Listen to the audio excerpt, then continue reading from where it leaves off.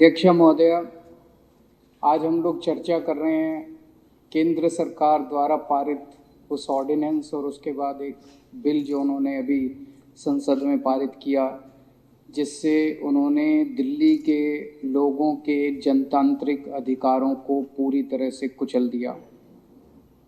इस ऑर्डिनेंस और इस बिल को समझने के लिए हमें थोड़ा सा पीछे जाना पड़ेगा कि ये ऑर्डिनेंस क्यों आया, ये बिल क्यों आया। थोड़ी सी आम आदमी पार्टी की हिस्ट्री समझनी पड़ेगी, 8-9 साल पहले पीछे जाना पड़ेगा। 2013 का साल था। अगले साल 2014 में अप्रैल के महीने में लोकसभा के चुनाव होने वाले थे। पूरे देश के अंदर 2013 में कांग्रेस को लेके बड़ी नेगेटिविटी थी। चारों तरफ ऐसे लग रहा था जैसे मोदी लहर चल रही है, मोदी लहर चल रही है। चारों तरफ देश के अंदर मोदी जी के बारे में चर्चा थी। अचानक 4 दिसंबर 2013 को दिल्ली विधानसभा के चुनाव हुए। 8 दिसंबर को नतीजे आए और 8 दिसंबर को कुछ अद्भुत हो गया कि एक नई पार्टी जिसके पास ना 4 आदमी नहीं थे, 4 रुपए नहीं थे, कोई चुनाव लड़ने वाला नहीं था। सारे मीडिया ने, मेरे को याद है चुनाव के 48 घंटे पहले भी इन मीडिया वालों ने हमारा एक स्टिंग जारी किया था। और एक नई पार्टी की 28 सीट आ गई और उनकी सरकार बन गई। और 28 दिसंबर को उस सरकार ने शपथ ली और सरकार ने काम करना चालू कर दिया। तो जो पूरे देश में मोदी लहर चल रही थी, अब चर्चा चारों तरफ हो गई पूरे देश में आम आदमी पार्टी की। आम आदमी पार्टी कहाँ से आ गई? सारे देश में आम आदमी पार्टी की चर्चा। मेरे को याद है जनवरी के फर्स्ट वीक में टाइम्स ऑफ इंडिया के फ्रंट पेज के ऊपर हेडलाइन थी कि उन्होंने सर्वे कराया और आम आदमी पार्टी की 150 सीट आने वाली हैं। मतलब माहौल ये था, चारों तरफ लोगों को लग रहा था कि पता नहीं क्या करिश्मा होने वाला। आप सोच सकते हो मोदी जी के दिल पे उस टाइम क्या गुजर रही होगी। आदमी बेचारा प्रधानमंत्री बनने जा रहा है और एक अचानक पता नहीं एक छोटे से राज्य, आधे राज्य के अंदर एक नई पार्टी आई और उसने हंगामा शुरू कर दिया। हमारी सरकार 49 दिन ही चली, लेकिन उस 49 दिन को लोग आज भी याद करते हैं। उस 49 दिन में जो अभी कुलदीप कह रहा था, पूरे दिल्ली के अंदर भ्रष्टाचार खत्म हो गया। कम नहीं हुआ, खत्म हो गया। लोग बताते हैं, ये पंजाब जो हम जीते, पंजाब के ट्रक ड्राइवर जो दिल्ली आते हैं वो बताते हैं जी चौराहों के ऊपर पुलिस वालों ने पैसे लेने बंद कर दिए। किसी भी डिपार्टमेंट के अंदर लोगों ने पैसे लेने बंद। हमने जारी किया था ना वो कि भाई अब कोई रिश्वत मांगे तो मना मत करना, उसकी सेटिंग कर लेना और रिकॉर्डिंग कर लेना। रिकॉर्डिंग मेरे को भेज देना और मैं उस अफसर को जेल भेज दूंगा। 32 अफसरों को जेल भेजा हमने 49 दिन में। दिल्ली के अंदर से भ्रष्टाचार खत्म हो गया।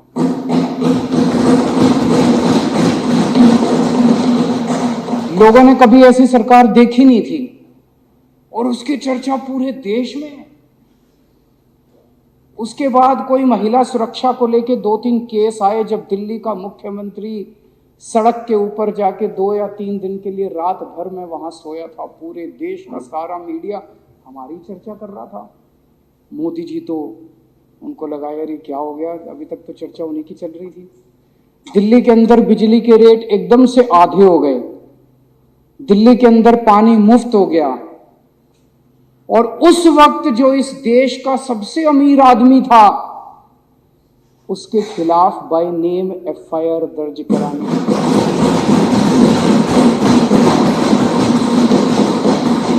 जिस आदमी का नाम लेने से ये सारी पार्टियां कांपती हैं, नाम लेने से, उसके खिलाफ एफआईआर दर्ज कराई थी, मैंने नोटिंग करी थी।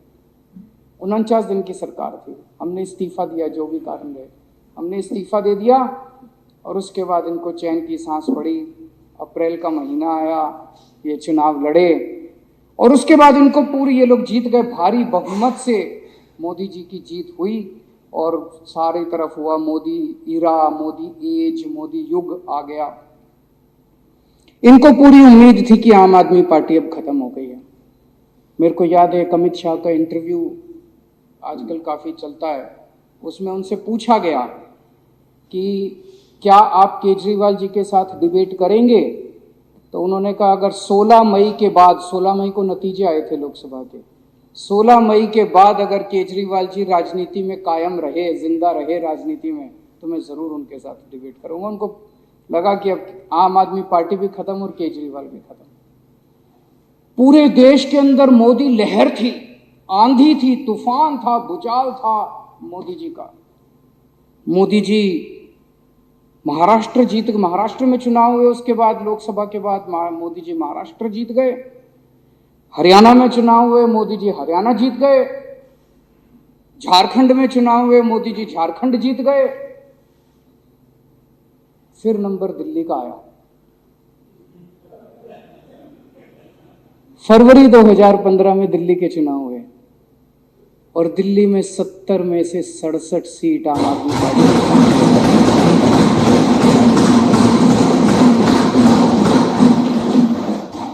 3 सीट पे सिमट गई भारतीय जनता पार्टी। मोदी जी की पार्टी 3 सीट के ऊपर सिमट गई। आप सोच के देखो उस वक्त उस व्यक्ति के दिल पे क्या गुजरी होगी जो घोड़े पे बैठ के निकला था और जीतता जा रहा है, जीतता जा रहा है, जीतता जा रहा है, चारों तरफ जीतता जा रहा है, जहां जा रहा है, जिस राज्य में से गुजर जाता है वहां जीत जाता है।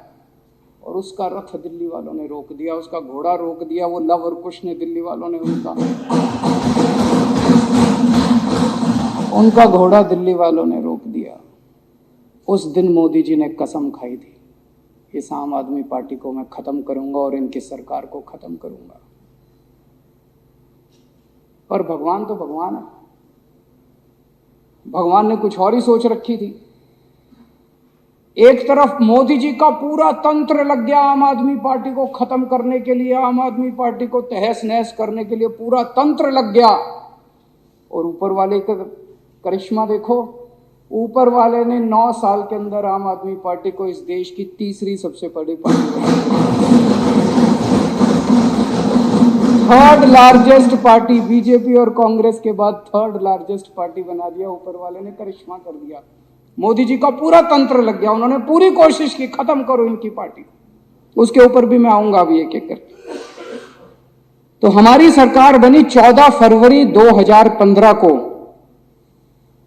23 मई, फरवरी, मार्च, अप्रैल, मई, 3 महीने के अंदर प्रधानमंत्री जी ने एक आदेश पारित किया। एमएचए ने, केंद्र सरकार ने एक आदेश पारित किया कि अब दिल्ली सरकार का एंटी करप्शन ब्रांच और सर्विसेज के ऊपर कोई अधिकार नहीं रहेगा। केंद्र सरकार कैसे कर सकती है यार? संविधान में लिखा है ये हमारा है। कल को कह देंगे उड़ीसा सरकार का बिजली के ऊपर कोई अधिकार नहीं रहेगा। अरे बिजली स्टेट गवर्नमेंट का सब्जेक्ट है यार। कल को कह देंगे महाराष्ट्र का एजुकेशन के ऊपर कोई अधिकार नहीं रहेगा, एजुकेशन स्टेट सब्जेक्ट है यार। कल को कह देंगे तमिलनाडु का व्यापार के ऊपर कोई शब्द नहीं रहे। तो बिल्कुल असंवैधानिक ऑर्डर, अनकॉन्स्टिट्यूशनल ऑर्डर पास कर दिया कि दिल्ली की चुनी हुई सरकार का एंटी करप्शन ब्रांच और सर्विस। एंटी करप्शन ब्रांच क्यों करा? क्योंकि जो 49 दिन की हमारी सरकार थी उसमें एंटी करप्शन ब्रांच को इस्तेमाल करके मैंने दिल्ली में भ्रष्टाचार रोका था। मोदी जी नहीं चाहते थे कि हम भ्रष्टाचार रोकें। और सर्विसेज क्यों उन्होंने किया? सर्विसेज इसलिए किया क्योंकि वो अफसरों को हथियार के रूप में, the bureaucracy of Delhi has been weaponised, उनको हथियार के रूप में इस्तेमाल करके और दिल्ली के लोगों को कुचलना चाहते थे, मारना चाहते थे। और वो किया। अभी सौरभ ने इतने सारे उदाहरण दिए। पिछले साल इन्होंने मोहल्ला क्लिनिक्स के अंदर दवाइयां बंद कर दी। बताओ, मोहल्ला क्लिनिक के अंदर आम लोगों की दवाइयां बंद कर दी इन्होंने। पिछले साल इन्होंने अफसरों को बुलाते हैं, उनकी गर्दन मरोड़ते हैं, किसी को सस्पेंड कर देते हैं, किसी को ट्रांसफर कर देते हैं, धमकियां देते हैं, लड़ते हैं। अफसर बुरी तरह से डरा रखे हैं इन्होंने सारे अफसर। जो अफसर अच्छा काम करे उसे उठा के इधर से उधर फेंको। जो भी सबसे निकम्मे, सबसे भ्रष्ट और सबसे गंदे अफसर हैं उनको सबसे अच्छी अच्छी पोस्टिंग्स पे बिठा रखा है लोगों। मोहल्ला क्लिनिक की दवाइयां रोक दी, मोहल्ला क्लिनिक में लैब के टेस्ट रोक दिए इन लोगों ने, लेबोरेटरी के टेस्ट होते हैं वो टेस्ट रोक दिए इन लोगों ने। अस्पतालों के अंदर जैसे अभी इन्होंने बताया कि कितने सारे लोगों को नौकरी से निकाल दिया ताकि अस्पताल ठप हो जाएं। टीचर्स को हम फॉरेन ट्रेनिंग के लिए भेजते हैं, टीचर्स को फॉरेन ट्रेनिंग पे भेजना बंद कर दिया। दिल्ली जल बोर्ड की पेमेंट रोक दी, पूरे दिल्ली के अंदर जल बोर्ड की 1.5 साल से बेसिक रिपेयर होनी बंद हो गई है, पिछले 1.5 साल से। ओल्ड एज पेंशन रोक दी इन लोगों ने। मैं जब लोगों को बताता हूं ना बीजेपी ने ये सब किया, कहते हैं नहीं यार ऐसा तो नहीं कर सकते। मैं कहता हूं जो पार्टी चुनाव जीतने के लिए दंगे करा सकती है और लाखों लोगों को मार सकती है, कत्लेआम कर सकती है, वो दवाइयां रोकना तो उनके लिए बाएं हाथ का खेल है। लेकिन ऊपर वाले के यहां देर अंधेर नहीं है। 8 साल की जद्दोजहद के बाद अंत में 11 मई 2023 को सुप्रीम कोर्ट का आदेश आया। सुप्रीम कोर्ट के 5 सबसे बड़े जजों ने बैठ के 3 हफ्ते तक सुनवाई करी इस केस की, और 3 हफ्ते तक सुनवाई करने के बाद 4 महीने तक उन्होंने सोचा समझा आपस में, और 4 महीने के बाद ऑर्डर दिया उन्होंने सुनवाई के।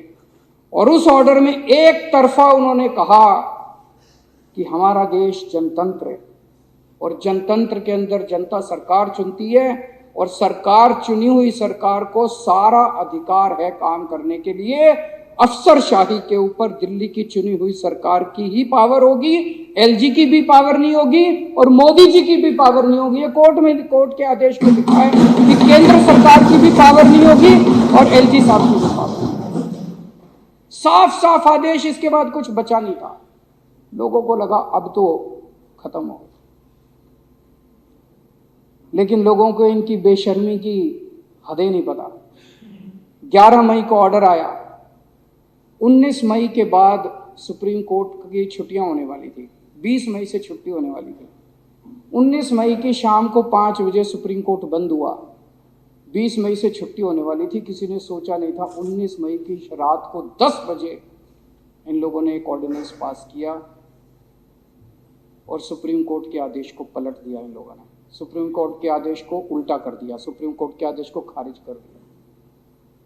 पूरा देश स्तब्ध रह गया कि एक ऐसा प्रधानमंत्री आया है जो सुप्रीम कोर्ट को नहीं मानता, एक ऐसा प्रधानमंत्री आया है जो कहता है सुप्रीम कोर्ट जो ऑर्डर पास करेगा मैं उसको पलट दूंगा। अगर सुप्रीम कोर्ट ही नहीं बचेगा इस देश के अंदर तो इस देश के जनता की रक्षा करने वाला कौन बचेगा? इस देश की जनता को न्याय कौन दिलाएगा? सारा देश स्तब्ध। मैं जहां भी जाऊं लोग कहें यार मोदी जी तो सुप्रीम कोर्ट को भी नहीं मानते, मोदी जी तो सुप्रीम कोर्ट को भी नहीं मानते, मोदी जी तो सुप्रीम कोर्ट का आदेश भी पलट दिया। सारा देश स्तब्ध था। उसके बाद अब ये बिल लेके आए, ऑर्डिनेंस को रिप्लेस करने के लिए बिल लेके आए। मैं सुन रहा था, माननीय गृह मंत्री अमित शाह जी का भाषण सुना मैंने। 2 घंटे भाषण दिया उन्होंने। उस 2 घंटे में एक लाइन भी उन्होंने ये नहीं बताई कि इस बिल को लाने से इस देश की जनता का क्या फायदा होगा, दिल्ली की जनता का क्या फायदा। बार बार बस एक ही लाइन बोल रहे थे, हमारे पास पावर है, संविधान ने हमें पावर दी है ये कानून लाने की, हमारे पास पावर है, सुप्रीम कोर्ट ने हमें पावर। अरे पावर तो तुम्हारे पास सारी है, तो डुबोगे क्या इस देश को? लेके डूबोगे क्या इस देश को? मारोगे क्या लोगों को? तानाशाही करोगे क्या इस देश के ऊपर? कत्लेआम करोगे क्या लोगों का? पावर तो सारी है तुम्हारे पास। इसी लोगों ने पावर दिया, एक दिन छीन भी लेंगे तुम्हारी पावर। ये जो power power power power power का नशा तुम्हारे अंदर हो रहा है। बस एक ही लाइन हो, पावर है हमारे पास, पावर है हमारे पास, पावर है हमारे पास। पावर किस लिए दी है तुमको? पावर इसलिए दी है कि जनता का भला करो, पावर इसलिए दी है कि जनता के लिए काम करो, पावर इसलिए दी है कि लोगों को रोजगार दिलाओ, पावर इसलिए दी है कि सड़क दो, बिजली दो, पानी दो, जनता के लिए काम करो। पावर इसलिए नहीं दी कि जनता के अधिकारों को कुचल दो तुम, पावर इसलिए नहीं दी कि संविधान को कुचल दो तुम। एक चीज सोचने वाली है, इन लोगों को ऑर्डिनेंस क्यों लाना पड़ा? इन लोगों को ऑर्डिनेंस इसलिए लाना पड़ा क्योंकि अब इन्होंने दिल्ली नहीं पूरे देश के अंदर कत्लेआम मचा रखा है। जहां नॉन बीजेपी की गवर्नमेंट है, सबको 2 तरीके इन्होंने अपनाए हैं, 2 हथियार हैं इनके पास जिससे ये सरकारें गिरा रहे हैं। या तो पैसे देते हैं और या फिर ईडी सीबीआई छोड़ के उसको धमकी देते हैं, गिरफ्तार कर लेते हैं, और फिर बेल तभी होती है जब वो अपनी पार्टी बदलता है, उसके बाद ही बेल होती है। इन्होंने दिल्ली में दोनों हथियार इस्तेमाल किए। अभी तक ये 9 राज्यों के अंदर प्रधानमंत्री जी अब एक ये नया घोड़ा लेके चले हैं। पहले भी एक घोड़ा लेके चले थे, अब जो रथ लेके चले हैं उस रथ में 3 घोड़े हैं, एक ईडी, एक सीबीआई और एक कैश।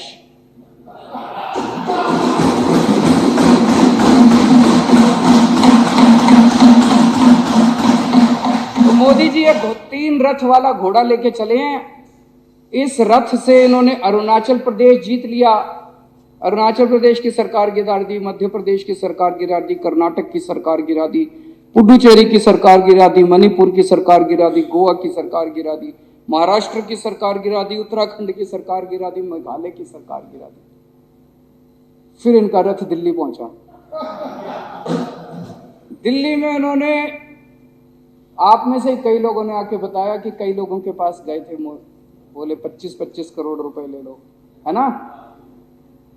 दिल्ली वालों ने हीरे चुन के भेजे हैं जो एक आदमी ने बिका। 25-25 करोड़ में भी नहीं बिके, कोई नहीं बिके। फिर उन्होंने ईडी सीबीआई भेजी, सत्येंद्र जैन को गिरफ्तार कर लिया, मनीष सिसोदिया को गिरफ्तार कर लिया। अभी हम महाराष्ट्र के अंदर तो खेल देख ही रहे हैं, जो जो पार्टी छोड़ के उनकी पार्टी में जा रहे हैं सबकी बेल होती जा रही है, सबकी बेल होती जा रही है, ईडी की सबकी। आज अगर मनीष सिसोदिया और सत्येंद्र जैन अगर इनकी पार्टी में शामिल हो जाए, कल बेल हो जाएगी।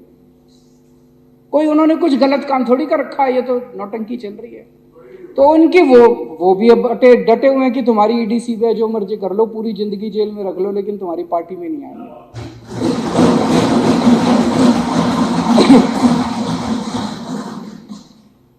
तो इधर इनका ये रथ आके रुक गया, ना तो इनका कैश चला, ना इनकी ईडी सीबीआई चली। तो तब इनको ये ऑर्डिनेंस लाना पड़ा कि यार ये कुछ और घपला कुछ करो और इनकी सरकार को गिराओ, इनकी सरकार को काम करने से रोको। दिल्ली के लोग हमें बहुत प्यार करते हैं। 3 पहले हमें असेंबली के चुनाव जिताए, फिर उन्होंने एमसीडी का चुनाव जिताया। पिछले साल इन्होंने कितना गंद मचाया दिल्ली में, जो अभी मैं बता रहा था। पर जनता तो देख रही है, जनता कोई बेवकूफ़ थोड़ी है। इन्होंने इतना गंद मचाया, इन्होंने मोहल्ला क्लिनिक की पेमेंट रोक दी, जल बोर्ड की पेमेंट रोक दी, और ओल्ड एज पेंशन रोक दी, विधवा पेंशन रोक दी। फिर भी दिल्ली वालों ने इनको हरा दिया। दिल्ली वाले जानते थे यही हैं जो गुंडागर्दी कर रहे हैं, कसूरवार यही हैं।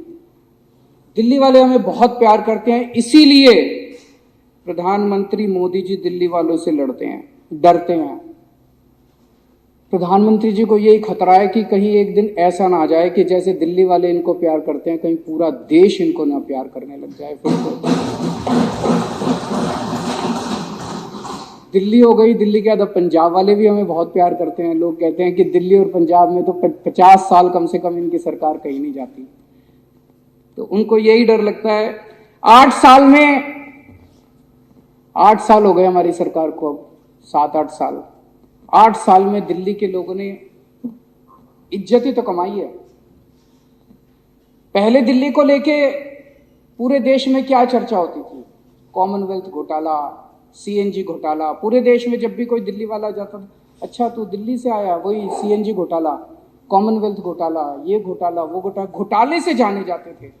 अब दिल्ली वाला पूरे देश में कहीं भी जाता है, लोग पूछते हैं अच्छा तुम्हारे बिजली के बिल 0 आते हैं, अच्छा तुम्हारे स्कूल इतने अच्छे हो गए, अच्छा तुम्हारे मोहल्ला क्लिनिक कैसे हैं, अच्छा तुम्हारे यहाँ इलाज। लोग, दिल्ली के लोगों की पूरे देश में इज्जत बढ़ गई। लोगों के बाहर से रिश्तेदार आते हैं, मेरे को बताते हैं लोग, बाहर से रिश्तेदार आते हैं। कितने लोग सोशल मीडिया पे डालते हैं, आज मैं बाहर से आया, मैं टैक्सी में बैठा, मैंने टैक्सी ड्राइवर से पूछा, टैक्सी ड्राइवर खूब तारीफ कर रहा था स्कूलों की। आज मैं बाहर से आया, मैं ऑटो में बैठा, मैंने ऑटो ड्राइवर से पूछा, वो खूब तारीफ कर रहा था दिल्ली के अस्पतालों की। इतनी इज्जत दिल्ली के लोगों ने इज्जत ही तो कमाई है पिछले 8 साल के अंदर। इन्होंने हमारे इतने काम रोके, पूरी कोशिश कर ली। पिछले 8 साल से प्रधानमंत्री जी पर्सनली लगे हुए हैं हमारे सारे काम रोकने के लिए। उसके बावजूद भी हमने स्कूल ठीक कर दिए, मोहल्ला क्लिनिक बना दिए, अस्पताल अच्छे कर दिए, अस्पतालों के अंदर इलाज मुफ्त कर दिया, महिलाओं का किराया मुफ्त कर दिया, बिजली 24 घंटे कर दी, बिजली फ्री कर दी, पानी घर घर पहुंचा दिया, पानी फ्री कर दिया, तीर्थ यात्रा करा के ला रहे हैं बुजुर्गों को, कच्ची कॉलोनियों के अंदर इतना बड़ा सड़क बना रहे हैं, पानी की पाइपलाइन लगा रहे हैं, सीवर का नेटवर्क लगा रहे हैं। ओल्ड एज पेंशन आज सबसे ज्यादा पूरे देश में दिल्ली के अंदर मिल रही है। सबसे कम महंगाई, ये मैं नहीं कह रहा, केंद्र सरकार का आंकड़ा कह रहा है, सबसे कम महंगाई आज दिल्ली के अंदर है, दिल्ली के लोगों के। और जगह जगह सड़कों का निर्माण कितने काम कर रहे हैं।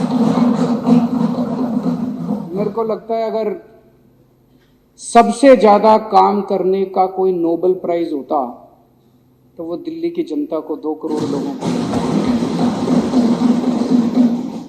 मुझे कई बार लगता है कि भगवान की कृपा है दिल्ली वालों के ऊपर कि इतनी सारी, इतनी शक्तिशाली शक्तियां हैं जो दिल्ली के कामों को रोकने की कोशिश कर रही हैं। लेकिन भगवान जब सारे दरवाजे बंद कर देता है तो एक खिड़की कहीं से खोलता है। हर जगह कभी ना कभी कोई खिड़की खुल जाती है और दिल्ली वालों के काम हो जाते हैं। हमारे पास क्या है? कुछ नहीं है। ये पिछले 2 साल से सारी सीबीआई ईडी लगी हुई, अगर 100 करोड़ रुपए खा गए ये लोग। अरे कहीं कोई एक पैसा तो मिले। 100 करोड़ है कहाँ? 100 करोड़ खा गए। हमारे पास अगर है तो हमारे पास आशीर्वाद है। आज दिल्ली के स्कूलों में 18 लाख गरीबों के बच्चे पढ़ते हैं, उनका भविष्य बना दिया। उनके माँ बाप फीस देते हैं हमको। आज दिल्ली के मोहल्ला क्लिनिक में, दिल्ली के अस्पतालों के अंदर करोड़ों लोग अपना फ्री में इलाज कराते हैं। जिसका भी फ्री में इलाज होता है, ऑपरेशन होता है, बीमारी ठीक हो जाती है, वो हमें आशीर्वाद देके जाता है। आज दिल्ली के घर घर के अंदर 0 बिजली का बिल आता है। जितने गरीब हैं वो तो हमें आशीर्वाद देते हैं कि नहीं देते हैं? कितने अभी तीर्थ यात्रा पे मैं एक ट्रेन को सी ऑफ करके गया था, इतना आशीर्वाद दे रहे थे बुजुर्ग जो तीर्थ यात्रा के लिए जा रहे थे। और जितने काम इन्होंने किया वो सारे पाप किए हैं और ऊपर वाला देख रहा है। इन्होंने लोगों के अस्पताल रोके, इन्होंने लोगों की दवाइयां रोकी, इन्होंने लोगों का पानी रोका। तो पाप अगर करोगे तो आपको उसका तो परिणाम भुगतना ही पड़ेगा और इसी जन्म में भुगतना पड़ेगा। किसी ने सही कहा है, ये जिंदगी भर यहीं बैठेंगे और अभी तो 8 हैं, देखना अगली बार 2 भी नहीं बचेंगे।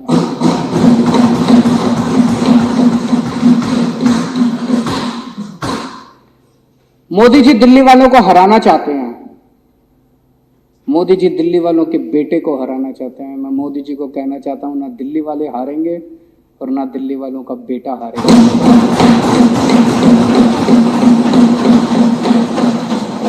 डट के मुकाबला करेंगे। और मैं आज दिल्ली के लोगों को कहना चाहता हूं, आपका एक भी काम मैं रुकने नहीं दूंगा। स्पीड थोड़ी कम हो जाएगी, मुझे पूरा उम्मीद है सुप्रीम कोर्ट के ऑर्डर आएगा, सुप्रीम कोर्ट से हम जीत के आएंगे, दिल्ली के लोगों के हक में वापस दिलाऊंगा और उसके बाद 100 की बजाय 200 की 300 की स्पीड से काम होगा। लेकिन तब तक काम रुकेंगे नहीं आपके। विदेशों में जाके बड़ी बड़ी बातें करते हैं प्रधानमंत्री जी, जनतंत्र की बात करेंगे, लार्जेस्ट डेमोक्रेसी की बात, और यहां आके डेमोक्रेसी को कुचलने की और क्रश करने का।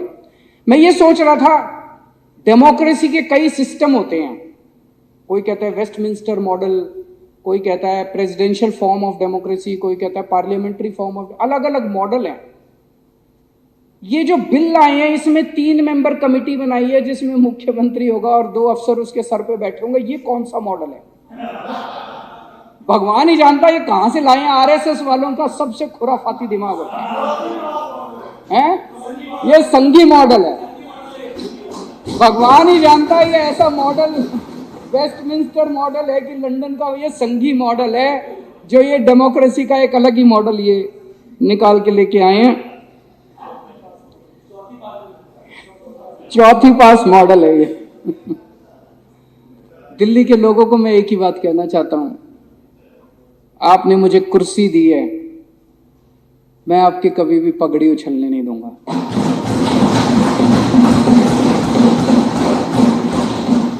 आपका कभी भी सर नहीं झुकने दूंगा। दिल्ली के कभी कोई काम में रुकने नहीं दूंगा।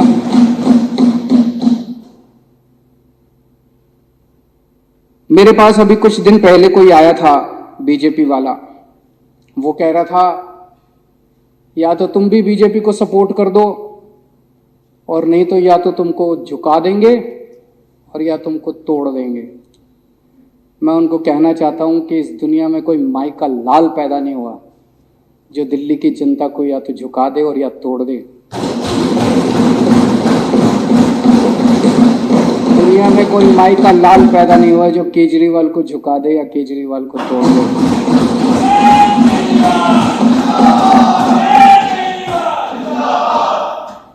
अभी मैं लाल किले से भाषण दिया, प्रधानमंत्री जी ने, वो कह रहे थे कि अब हम 1000 साल आगे का एक वो नींव रख रहे हैं, कुछ भैया 1000 साल ऐसा कुछ कहा था उन्होंने, 1000 साल की नींव रख रहे हैं। तो 1000 साल का अगर मॉडल यही है कि देश का एक प्रधानमंत्री होगा, 32 गवर्नर होंगे और वो प्रधानमंत्री दिल्ली में बैठ के और उन 32 गवर्नर के जरिए पूरा देश चलाएगा, तो मैं प्रधानमंत्री जी को कहना चाहता हूं कि 1000 साल तो क्या 5 साल भी आपका ये मॉडल 140 करोड़ लोग मिलके इस मॉडल को चलने नहीं देंगे आपका। हमने आज़ादी केवल अंग्रेजों को भगाने के लिए नहीं पाई थी। इस देश के लोग सरकार चुनेंगे, आप उस अधिकार को छीन नहीं सकते, आप जनतंत्र को कुचल नहीं सकते।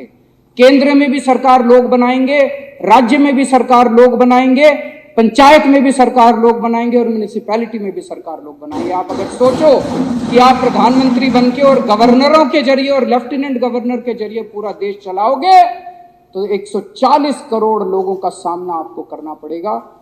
1000 साल तो क्या 5 साल भी आपका ये मॉडल नहीं चलने वाला।